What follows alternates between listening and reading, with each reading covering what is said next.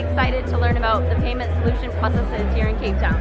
Hi, I'm Jabomo. I'm a freelance marketer. I actually call myself an ideas generator. Tonight I'm hoping to meet new clients, learn how to take ads and take names, and hopefully after like about 6 months pay my bills. I feel strongly about paying bills.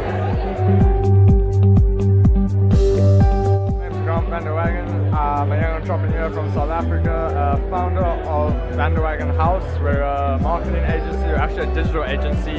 And yeah, here at Startup Ground Cape Town, and hope to learn some cool stuff from a successful entrepreneur. So it should be a good night.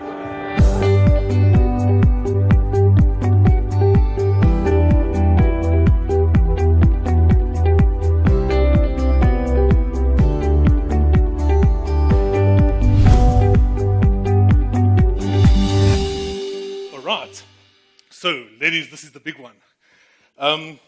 Tonight we're going to be listening to Katlego Maphai, and he's going to be telling us how he, with his degree in Bachelor of Science in Information Systems, actually managed to get involved with some really cool stuff, consulting for some massive big startups and companies in South Africa. He even worked for Rocket Internet, and was part of the holding company and part of the team that put together for Jumia. If you know Jumia.ng, it's a really big online e-commerce store in Nigeria. So we're going to hear how he, with this experience, managed to put together Yoko and become it what it is today. So guys, can you please give a massive round of applause? Stand up. There we go. On your feet. Round of applause. Katlego Maphai. Woo!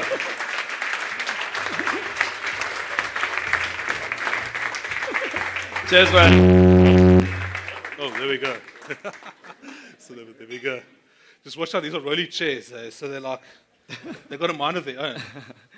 So, here we are. There we go. Thank you so much for coming and joining us here. It's a real pleasure. Really appreciate it. Amazing crowd. Wow.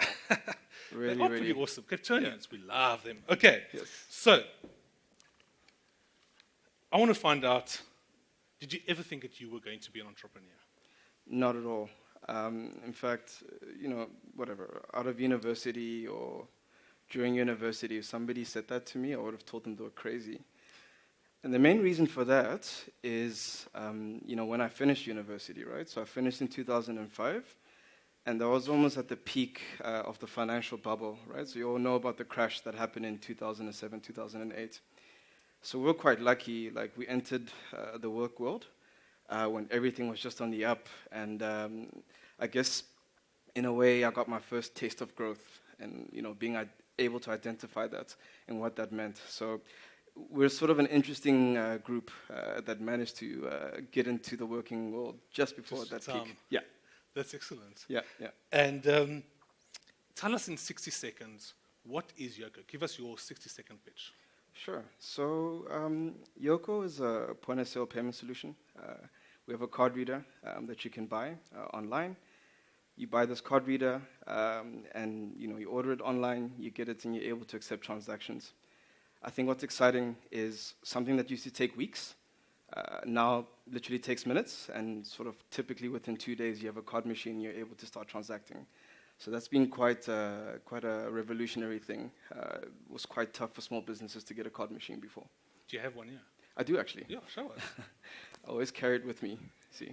And then you just slot the card in. So for American viewers, this is basically like Square.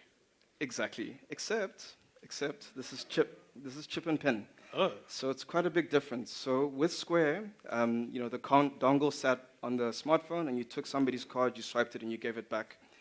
In our instance, because you have to type in a PIN, somebody has to, take the card machine and type in their PIN. And we spent a lot of time really going deep in terms of understanding what the interactions were between the merchant and the customer. And that's really differentiated us a lot. It's a really pleasant experience. So that's why you've actually got a device, and that's why it's not on the phone. Correct. Okay. So we actually had a device initially that was on the phone. Okay. And it only worked on iPhones. And I don't think merchants were too excited about handing over their iPhones to people. Hey, kid, put in your PIN over here. Here's an iPhone for you to hold. So we got lucky, and this was sort of part of the testing mindset. We had a plug-in reader, which we thought was more intuitive to use.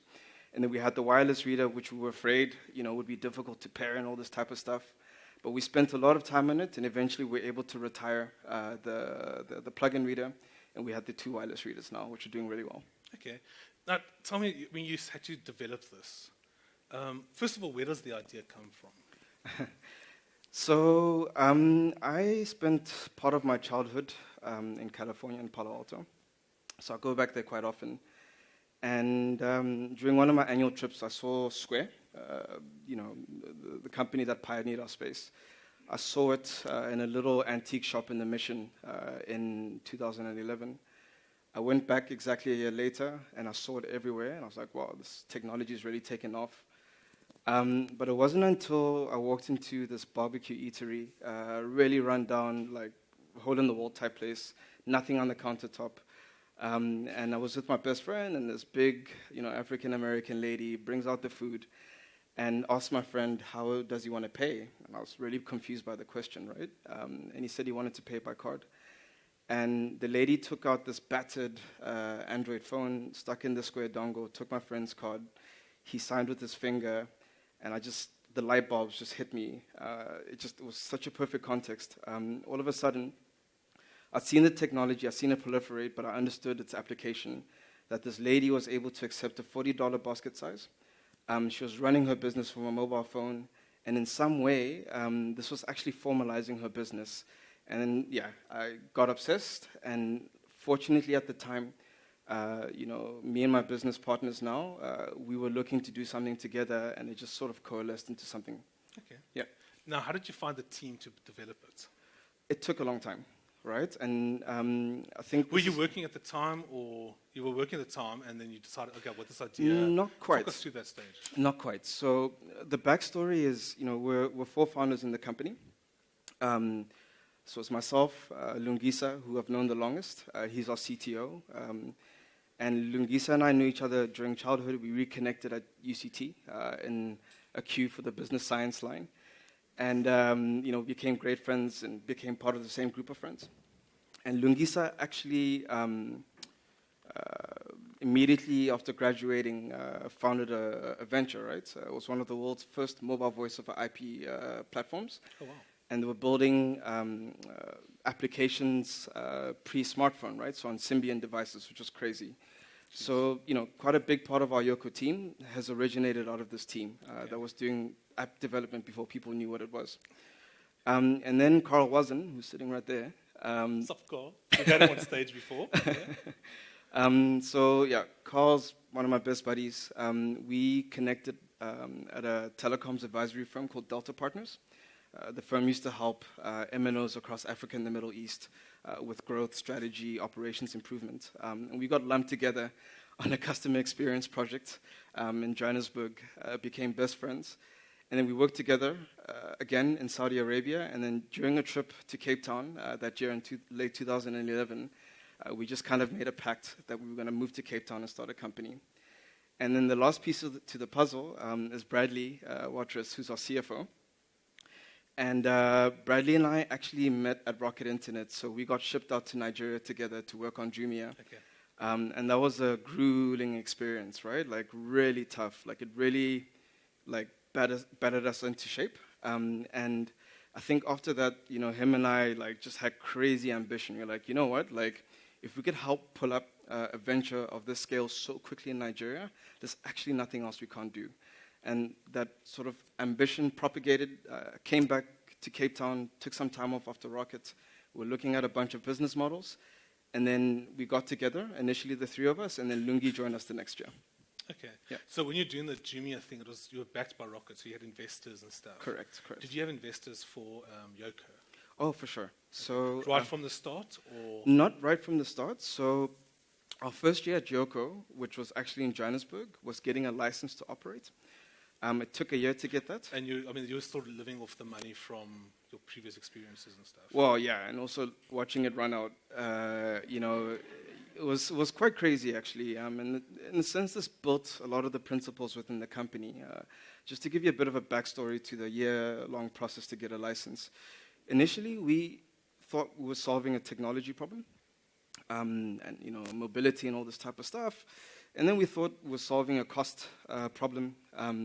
But then we realized we're solving an access problem, and that it was prohibitively hard for a small business to get access to a card machine, right? Steady trading revenues, accessibility from a salesman, half a year of trading history, all these things that don't speak to smaller businesses or startups. So we realized at that stage that we needed to be in control of the onboarding process, otherwise we wouldn't be changing anything. And it was during that point that we engaged a partner bank to basically give us the permission to onboard merchants directly and not sort of have the bank approve them. Okay. We felt we wouldn't be changing anything. And everyone told us that was crazy, right? No startup had been giving a license like that. Oh, really? No. Wow. It's completely This unusual. is not 2014, 13? This was 2014. So 2013, 2014. Okay. So everyone's like, it's not going to happen, guys. Like, you're not from the payment space, like nobody knows you. And yeah, in the end, the combination of our 4 skills, very multidimensional, we put together an offer we believe the bank couldn't refute. We really got into the details. But yeah, it literally took a year. And it was quite crazy because the business literally could have failed without even starting, because we only got the final details on that license in September of that year. Wow. Yeah. And were you developing the team and the hardware in the background, or were you like, guys, let's just wait for this, So that was interesting. We used that time quite effectively. We started off by mapping out our customer journey. And then around that customer journey, we started architecting the business and all the blocks. And it was really cool. I'll never forget that time in my life, because kind of we had, you could wake up and be completely creative and map everything out and it was purely discipline, right? What you needed to do that day. And I remember Carl and I actually moved back into my dad's house. And, as one does as a startup, right? Agreed, okay. We moved back into my dad's house, and I'll never forget those days, right? Just really from the bottom up thinking through the business. And we had a bit of a chicken and egg situation. We needed to raise capital, but we didn't have a banking license. And in order to get a banking license, we needed capital, right? In order to get the capital, we needed the banking license. So it was a real chicken and egg situation. But it was, I think in this moment, we really started developing what I consider to be one of our core strengths, which is our agility and tactical prowess. And what we did with the bank was, in the first meeting at the beginning of the year, we're like, hey, here's the card reader. We had the hardware in front of us. And we're like, if you guys can just give us a letter, signed, detailing that you would sort of take us through these steps to get a license, this would really help us to move forward with the due diligence process. And then we did that. And then off the back of this letter, we were able to start fundraising. And what we told the investors is that we wouldn't take a cent of their money until we got the license. And this really worked out well. So when we got the license at the end of 2013, we got our first bit of funding at the beginning of 2014. So you raised the capital in lieu of getting... Correct, okay. correct. And it was just kind of a principle that we developed, right? Even going to see the bank, a lot of ventures had been going to see the bank saying, we're going to do MPOS, but nobody had a card reader in their hands, right? And we literally got one of the first readers in the country. And once we had the reader, we were able to set up the meeting, and the bank took us seriously, even though we really had nothing else. So, okay, that's crazy. With investors, was it easy to get hold of investors? Did they pick up your pitch immediately, or were they like, yo, dude, I don't know, or did they bat you off all the time? Seriously, no, we got a lot of bat. We got a lot. No, I mean, we really, really did. We really had to develop a thick skin. But you know what? That was, such an important process, getting rejected over and over again. Because what would happen was, first of all, your emotions start to settle. And, rejection doesn't seem like this anomaly, which we think it is, right? So that's the first thing. And then the next thing is you go back and you're like, okay, what did these guys say? Was it correct? Actually, we're not bulletproof in this aspect of the pitch that they were criticizing. And all those pitches got us to a point where we had such a bulletproof pitch and we could answer every question because we'd been through such a long process. So that's definitely a piece of advice that I give everyone, that, when you're looking at investors, have this list, right? And start from sort of worst to best, right? So that by the time you're getting to the best, you've got a rock solid pitch and you've received all the blows and you're ready for any question. Oh, that's great. Okay, how long did it take you to going to those investors over and over? Was it like over that year period? And It only was- right at the end did you manage to get your pitch right? And you also had the funding for the year, which I think helps. keep No, things so basically, we somehow managed to convince a VC to get involved and to give us a term sheet at some stage. They got excited by the team and what we were doing, and it's not typical for a VC to invest in a venture that hasn't started operating. It's actually highly unusual. So we got lucky, and that VC gave us a term sheet, and with that term sheet, we were able to submit our due diligence to the partner bank, and we were able to solicit interest from other angels. Okay. And in terms of how we solicited interest from other angels, we tried locally. That didn't go particularly well. We're not speaking at the same level and not sharing a vision. And then we managed to tap into quite a bit of social capital that we developed from our consulting days, networks in Dubai, and then it all just started to proliferate. But a scary moment was just as we had gotten the license, or the initial indication, the VC pulled out, right? They pulled out, they're like, our fund is, not super liquid. We know that you guys are going to need more money to get to where you need to go. So, yeah, sorry guys, but we're pulling out. And that was a pretty dark moment because we're like, shit, what are we going to do, right? Yeah. And then, we just went we were just... Dang it, another year in my dad's house. We were just like in a frenzy, right? We didn't know what we were going to do. And then something interesting happened.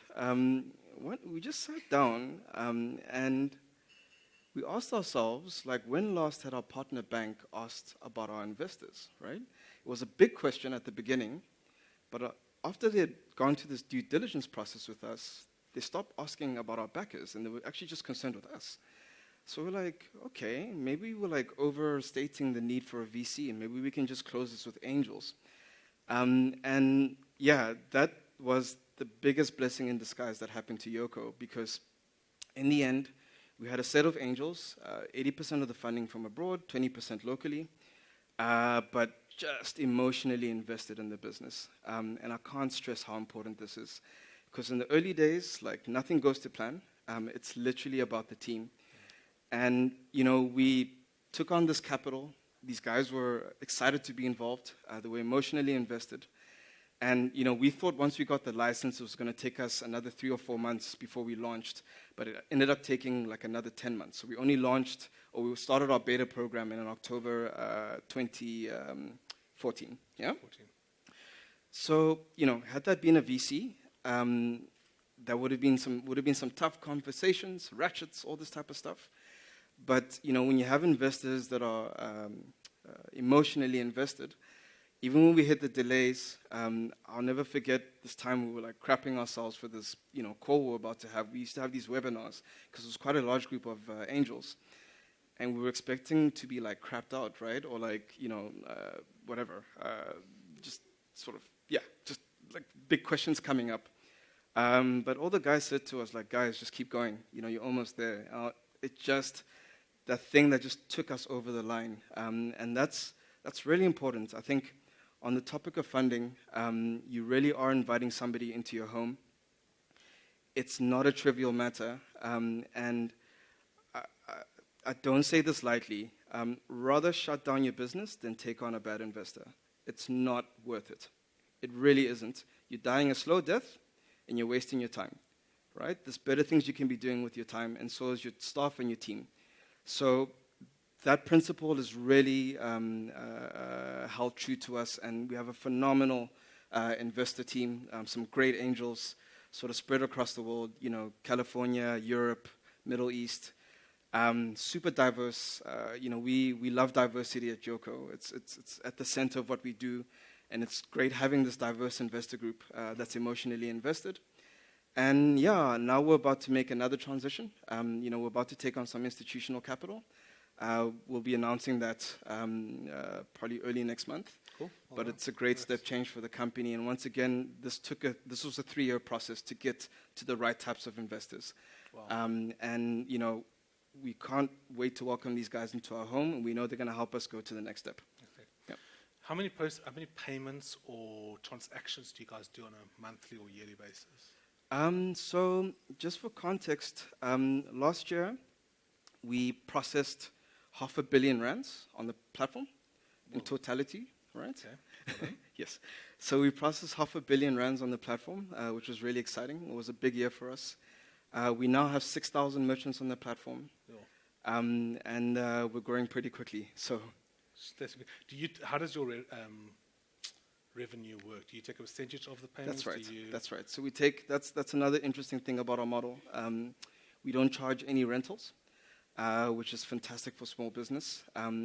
But in order to make that happen, we've really had to innovate in how we operate, right? And we have a great proactive support model that's allowing us to stay fairly lean with such a big merchant base.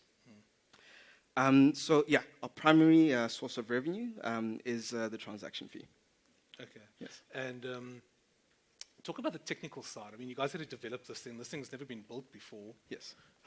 How did you go through that process? I mean, you got the CTO, but you're going through everything and creating it. But I mean, you got to get money, you got to get the parts, you got to how do I do this, etc., etc. So I think where you first have to start off is asking yourself where can you add the most value as a venture, right? And we realized very early on, I told you, 2013 was a very academic, blank page architecture type of year.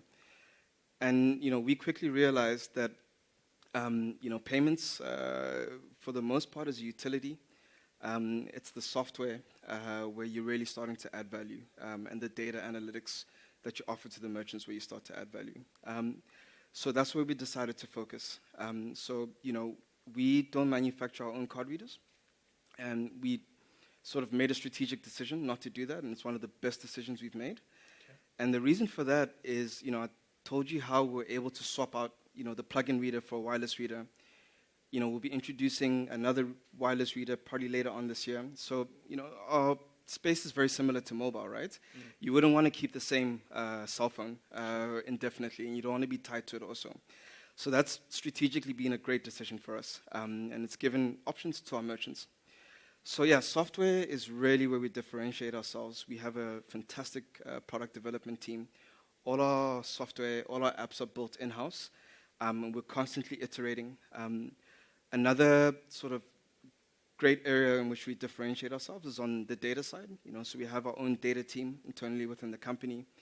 This team looks at everything related to, vetting of merchants and fraud detection through to, understanding behavior across the base using data, and then also offering the data to our merchants to help them run their businesses better.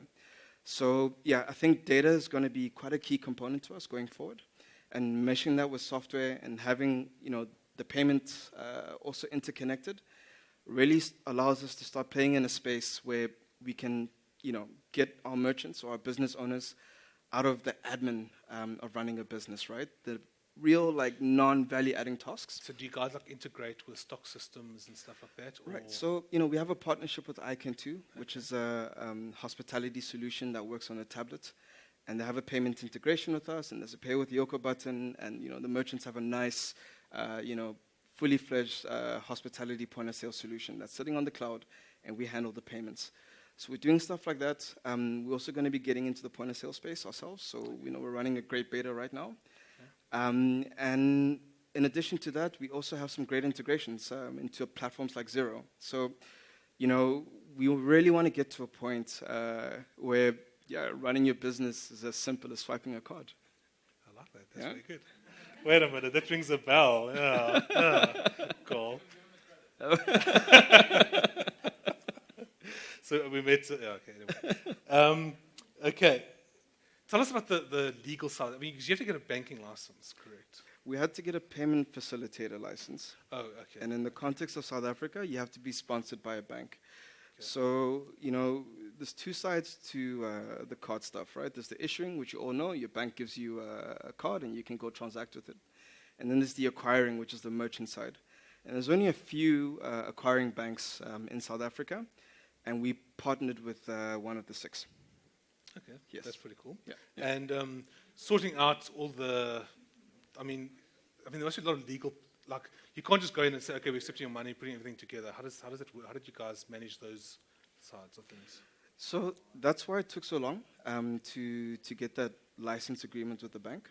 Okay. So they did a very deep due diligence on us to understand how we would, handle compliance, fraud, risk management, how we process payments. So it's quite a long process. And then that was just sort of at a conceptual level.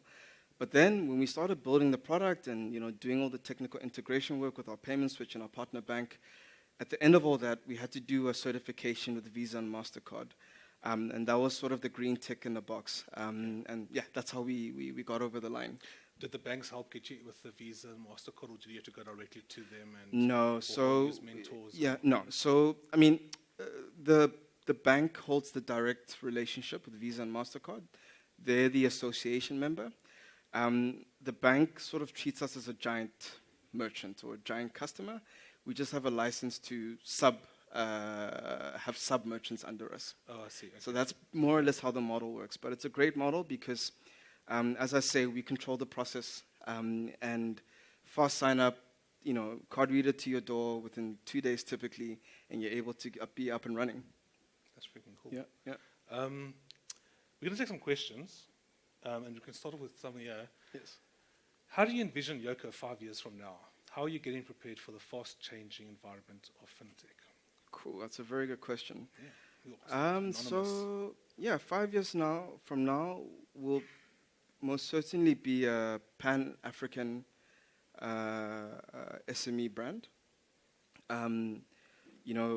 Facilitating payments not just with card, but multiple payment types, even mobile money. We want to become the source of record or the system of record for all SME activity across Africa. And it's quite interesting. We're seeing it already. We have a base of 6,000 merchants. We have sort of ambitious targets, right? We want to get to 100,000 in this 5-year period across the continent. And here's the interesting thing, right? Like, for the most part, SMEs are fragmented, right? They're not really syndicated by anything. And this is actually one of the main reasons why, they have such limited access to services, or they're typically getting the breadcrumbs of services, built for larger companies, right? It's just easier to reach them. But the moment we have such a big base, when we syndicate this base and we connect all these businesses, all of a sudden, we have an opportunity to build a distribution network into these businesses that never existed before. And in that sense, we can really elevate these businesses to another level, not just through our services, but sort of third-party services offered through our platform. So that's what excites us. Syndicating 100,000 entrepreneurs, like, that's never really been done before, and it's really cool. That's actually a really cool vision. Yeah, I like it. Okay. Talking about Africa and the thing, fintech in South Africa. Let's focus on South Africa. Yes. What are you seeing? What are the changes? What is trendy? Could I put it that way? What's happening? In South Africa, wow. So I think the biggest thing you see in South Africa is within the SME lending space. That's where you've seen a lot of traction. You also have, the payment stuff, SnapScans, the Zappers, some of our competitors. So there's a bit of traction there, but beyond that, that's kind of where it's sitting, right? And then you have some players starting to get into the blockchain space. I just think in South Africa, you need a lot of imagination and simplicity and sophistication, working in harmony to get to these new untapped segments. It is hard. It is hard. Make no mistake. There's a reason they're untapped. And, getting to a customer at the right price that's unpredictable and getting a payback and being able to serve them at the right price, this is quite a tricky equation to balance. And my sense is that it's only the ventures that are able to balance that equation that will be able to make it through these early stages. Okay. So it's basically think of really awesome, simplistic, sophisticated ideas? Exactly. Well, simple. That's simple. Yeah. We could do that. Yeah, guys, up to the challenge. Yeah. Simple ideas delivered with sophistication. I like that. Yeah. That's very cool. How do you? Oh, well, that's really that question. Yes. There we go.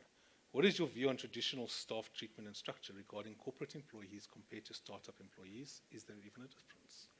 Wow, this is a really interesting question. It's also very close to my heart. We've built Yoko from the inside out. We're a very people-driven organization because we're a knowledge business, right? With the sum of the intellect and the interconnection of the intellect within our company, and in this sense, you sort of put this in a box. If I look at my personal experience, I have been in the corporate world. I have been in the tough, grueling consulting environment. And I've seen sort of both sides of it, right? So on the one side, you're being pushed to sort of your intellectual limits. And that's phenomenal because all of a sudden you start seeing this capacity that you have. But on the other side, the biggest thing that I picked up on was sort of this lack of consideration and intelligence around putting people in a position to succeed, right? So really putting people in a situation where they're playing to their strengths and not trying to address their weaknesses. And I think this is sort of quite fundamental to some of the flaws within the traditional structures, right? Even beyond that, this notion of departments and areas and like having these silos. And what you have there is people having a completely different view of their customers and having fragmentation and crappy customer experience.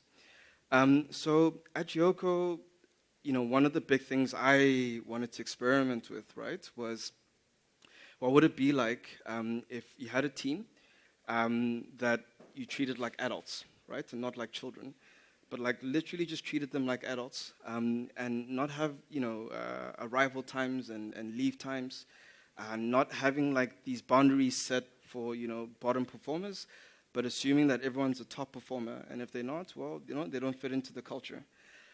So in that sense, at our company, we have a very flat, interconnected structure that's been built around our customers, right? So that's another thing. We built our operating model around our customers. And when you say flat, you mean there is a hierarchy, but anybody's reachable to anybody. Correct. You have to have that hierarchy, unfortunately. That's correct. But yes. It's on a very, anybody can talk to anybody, and that's you right. don't have to go through your superiors. That's right. Okay. Flatness for me relates to accountability, right? At Yoko, interns have accountability for output. And that's what flatness means to me. It's not sort of the absence of hierarchy, but it's the abundance of accountability. So it's breaking down the silos like the Zeitz Museum over there. Okay. What is your biggest failure? Look, so with this venture, there were multiple instances in which we could have failed, and we also could have failed before we started. But one of my toughest lessons, as a CEO was, we started our beta program in October 2014. And, we decided we were last movers to the market, and we decided to be very stealth and to just focus on learning and not have undue outside attention. So we started our beta program, and then, the beginning of the next year, we wanted to go raise a Series A. And, we, in our minds, thought that it was the right time to go raise a Series A. I mean, we've been doing this for 2 years. We've just gone live. Everything's in place. We just need an injection of capital to go for it. But money solves all problems. Exactly. But in the end, we just struggled, right? And the reason was quite simple. Even though we've been doing this for 2 years, the business had only been operating for 3 months. So, there was no data, right? And we were just completely out of sync with the investors that we were trying to engage with. And then sort of transitioning from a sort of incubation, project-based, sort of very binary certified, trying to get certified type of business to a business that was operating. and you needed to formalize a couple of things. We didn't quite make that transition in the right type of way. And I remember, we towards the end of that year, the following year, we were having one of these investor webinars, and I sort of described some key lessons from that year, right? Some tough learnings. And for me, this model still holds, and I think it's a good model. So sort of right at the top is what I call like checking in on your ambition. We always sort of fancied ourselves, these ambitious guys. We had this big dream and this long-term view. But, the state of mind in which we were in, where like we just had to launch this thing, we're in a beta, we're very like, in the detail, all this type of stuff. All of a sudden, you're sitting with an investor from the US, and you're talking about how you're trying to take Cape Town, and like they're like, these guys are not thinking big enough, right?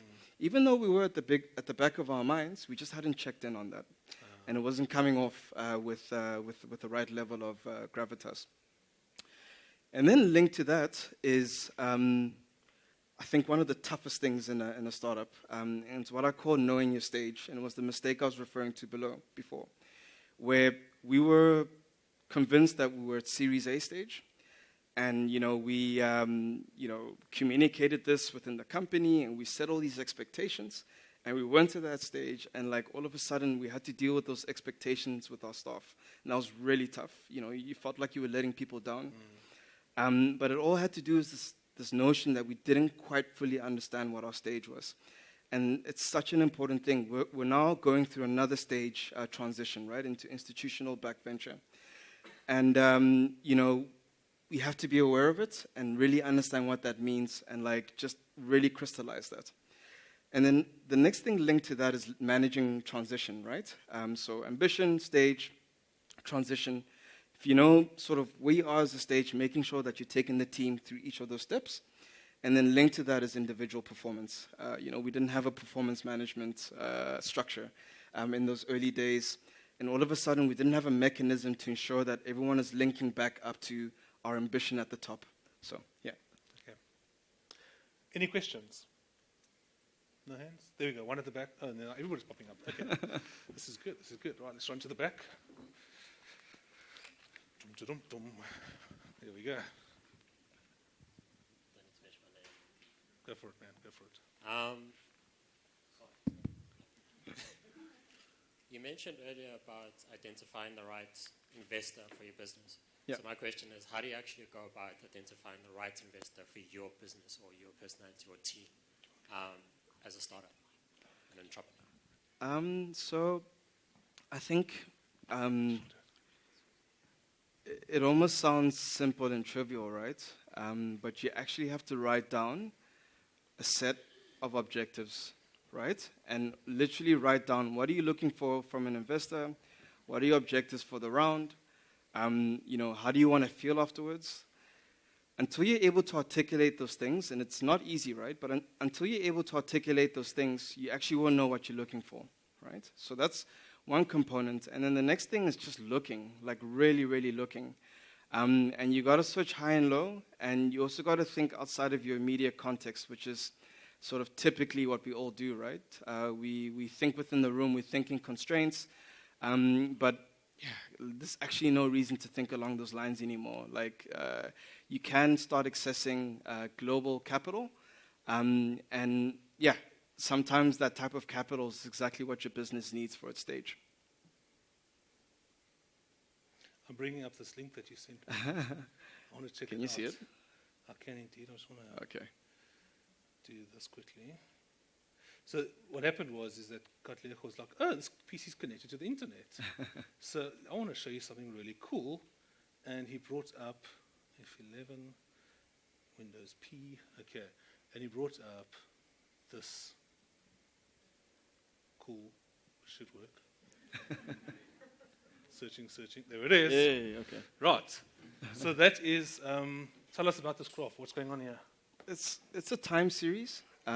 So sort of from our first transaction. You can see this little bar at the bottom here.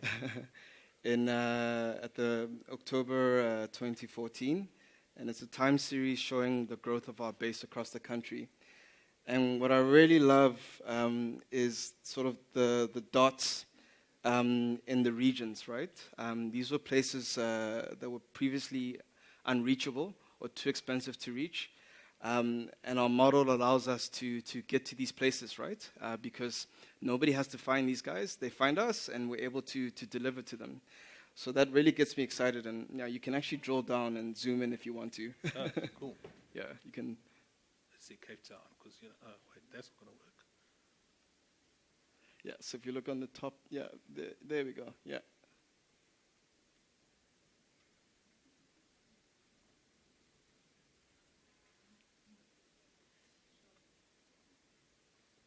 It's a lot of blue.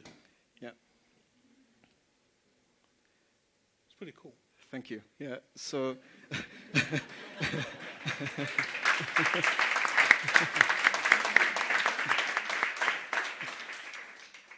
Love it, all of that. Okay, any other questions? Here we go, hands shot right up. She wins. Okay, there's a microphone for you. Hi, you mentioned culture earlier. yes. And so now culture can be a bit sort of wishy-washy in terms of what the definition of it is. So when I talk about culture, I mean an agreed way that we do things. Yes. I'd love to know when you started to realize that your team had an agreed way of doing things, even if it changed. When did it really sort of start? So, I mean, it started with the four of us, right? And it was quite interesting. In late 2013, in and around the time we got our license, we did this thing called the Strength Finder, the Clifton Strength Finder. And we sat down with the coach, and we really started to understand like what our key strengths were and how we work together. And what we've done is that we've actually extended that into the team, into our recruiting process, and into the way we're doing things. So that was kind of the early formings of what our behavior is and how we value each other as a team. And then, in the end, on the topic of culture and how it forms, it's an ever moving topic, right? And what was quite interesting was, when we did our beta program and we're flying under the radar, like a culture of, being under the radar and almost secrecy and like being, out of the limelight had developed, right? And that was a challenge for us because, we were ready to like really, turn on the gas for the company, and we're really seeing a challenge in terms of moving forward. And what we ended up doing was we started hiring, more younger people into the team. And they brought in sort of this adventurous, quite boisterous and like go-getting attitude. And that's been a fascinating thing, watching the culture of the company evolve into that because we've brought in younger people. So yeah, that's kind of in a nutshell. But the point is that it's constantly evolving. Thank you. Would it be very cheeky to ask a short follow-on question? Go for it. Okay. Very cheeky, but it's good. So you gave me the mic. Can you foresee, and challenge isn't necessarily a bad thing, but can you foresee a situation where there might be a challenge when it comes to your culture in terms of perhaps when you start growing, bigger? Is it something you've thought about? Yeah, we think about it all the time. We talk about it all the time. It's front and center for us. Culture is so important for us. As I say, we don't have these boundaries, right? We don't have these rules. And in the end, the company is governed by behaviors. So one of the things that we do that's been very helpful is at the beginning of every year, we look at our brand. And we sort of talk through, is our brand evolving? In which direction? What's the theme for this year? And we take that and we always look to distill that into our culture. And we have a couple of things running to make that happen. So that's been very helpful for us, sort of using the brand as a checkpoint of, what we're about, how we do things. And it's always exciting, like having a theme for the year and seeing how that propagates into the company. So I remember in 2015, the theme was delightful commerce, right? Creating delight for our merchants, like delivering this wonderful experience. And that hasn't dissipated. It's still sort of embedded into the way we do things. And not just our merchants, but even like amongst your colleagues, right? How do you delight a colleague with the work that you're doing and that you're handing across? And then the theme for last year was let's grow, right? So when our merchants grow, we grow. And this really propagated into the company, and growth became the orientation of everyone. And this was super effective. Like, we grew 10x in 1 year when it really looked like, impossible to get to the numbers that we got to. And right now we're going through an exercise of defining, what this year is all about. And we got some really cool ideas, and that's also going to propagate into the team. The money phase. Yeah, I think it's a question of okay, there, and then Bara, and then Michael, and then at the back. Cool. Okay. Hi, my name's Letabo. Yes. Make us quick. Well done on all the growth you've achieved in South Africa. What I want to find out is you mentioned how you envision yourself as a pan-African country. And it would be quite cool if you manage that kind of rate of growth in the rest of Africa. But what I want to find out is what are your assumptions about the rest of the African market, and how are you planning to exploit them in a positive way that you actually maintain that type of growth? It's a very good question. So, in South Africa, we could afford to, spend a year getting a license. We could afford to spend a year building the product. And we knew what we were launching into, right? A well-developed card market, 7 out of 10 South Africans have a card, just not enough places to use them. We could see quite clearly what we needed to solve. On the Africa story and how we're planning to do it, I think for starters, we're making no assumptions. So how we get into the rest of the continent is going to be quite different to how we've done South Africa. It's going to be very tactical. It's going to be very iterative. It's going to start very small. It's going to start cheap, and it's going to build up, because we literally have to build up our own data in the markets. It's not going to be given to us, and even if it was, it would probably be inaccurate. So it's going to be a very different play. We're not making any assumptions. We're treating each country as its own market. And look, the other advantage that we have is, we have quite extensive experience having worked in Africa too. So we understand the pitfalls of, making these blanket, Pan-African, even regional assumptions. It's really got to be on the ground. We have to build local teams and take it from there. Okay, Bara. Where's the microphone? There we go. Okay, cool. My question is, as the CEO of a company, so obviously you recognize your strengths and weaknesses within a company. How have you gone about to ensure that you at least spend 80% of your time focused on your strengths? And is it something that came naturally through the process? Or did you go to the point where you had to realize, I'm doing not what I'm good at, and that you made a decision to do that? It's a good question. So look, we got lucky. We addressed the stuff very early, even before we started operating. And I remember, when we first got together, we started working on this stuff. Your natural predisposition, right, is to prove something, right? And where you want to prove yourself is sort of overcoming your weaknesses. And I saw Bradley, Carl, and myself doing this at the beginning. We were all working on things that we were not naturally good at because we wanted to show and prove something to each other, right? It was just a natural thing. And then that sort of, we started naturally moving into the things that energized us. And, that was still a process. And then, as I said, we had that session with the coach where we really, bedded down, this is what you're good at, this is what you're good at, this is what you're good at, this is how it interacts, this is who you should be going to first with an idea, this is who you need to be engaging with analysis, this is who you need to, come to with a well-conceived plan to execute on. So, don't get me wrong, there continues to be moments where, we have to do uncomfortable things and new things. But the key thing is that we're aware of it, right? And we can have conversations around it, and we can take steps to rectify it. But the underlying principle is if you really want to do like high impact, high energy work, you got to be focused on your strengths.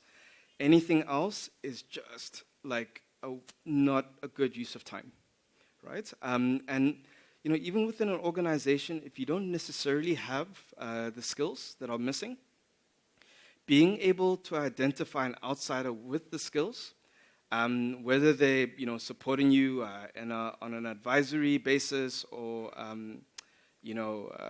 as a contractor, whatever, being able to get somebody to do something that they're good at is just easy for them. Like they do it with full energy, and like you can get the best out of somebody. Cool. Okay. Now, Bara. Hi. I want to find out, on the map, you were showing a growth of little dots. Yes. Did that include informal sector? And the reason I'm asking that is because there's this discipline of when do I get my money? Do I get it today if somebody pays, and is that taken into account of to grow that informal sector to become bankable?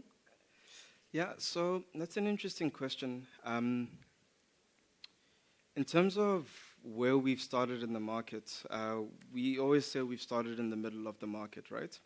And we're sort of fanning out in both directions. So, we're slowly acquiring bigger businesses, and we're starting to acquire smaller businesses and less formalized businesses.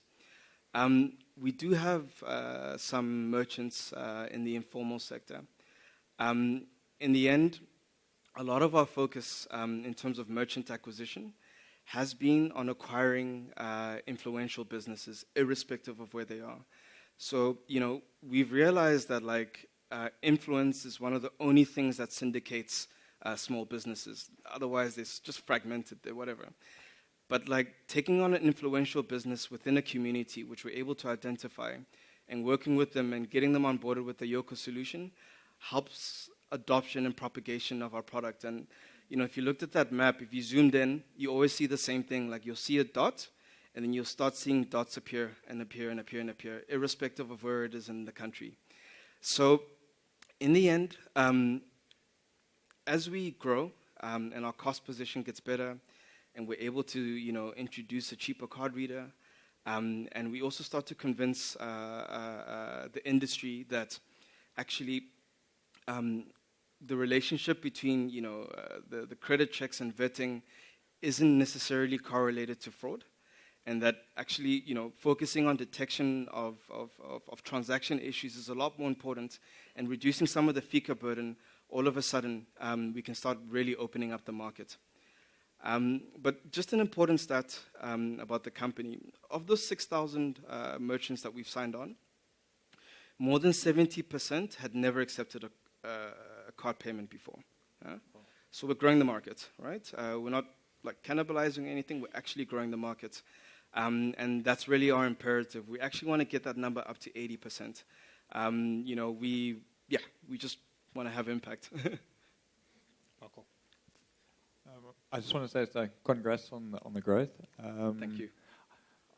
You guys probably saw the product market fit relatively early, and when you got your venture capital or your angel capital on board. I'd like to know, when did you move into sort of sales mode, and when did you move into then marketing and branding and then the culture? So when did that align with the funding and so on and so forth?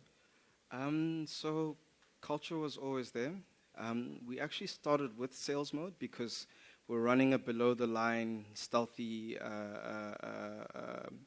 beta program. So that was super valuable because we really understood the sales process from that point onwards. And then it was only at the beginning of last year that we really started going deep into the marketing.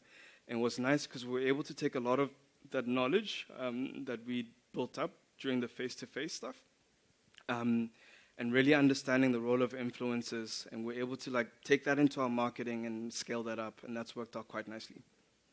Cool. I think there's a question on this side here. Last question.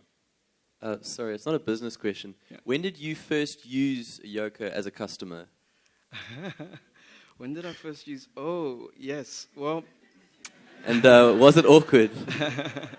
It was. Oh man. So I'll never forget those first sort of 20 deliveries. We were doing them ourselves, and we were petrified, right? That like the transaction wouldn't work or anything like that. It was nerve-wracking. But in the end, it worked out, and one of the first transaction I'd done was at Lady Bonnen, which was one of our first merchants. And I'll never forget that. Actually, a few pictures that we took of that day. And yeah, I'll never forget that. And there was also the day like we did our first delivery and had our first transaction from a merchant, and that was Las Paletas. And yeah, that was quite a special day for us. Yeah. That's very cool. Text working. That's a cool question. Thank you. So Lady Bonnen is a tea company. That's right. We're actually hoping to get them on stage soon. Would that be pretty cool? Eh? Yeah. Okay, so thank you very much, Katlego. Thank you. It was really good to be here. We've got some... Yeah.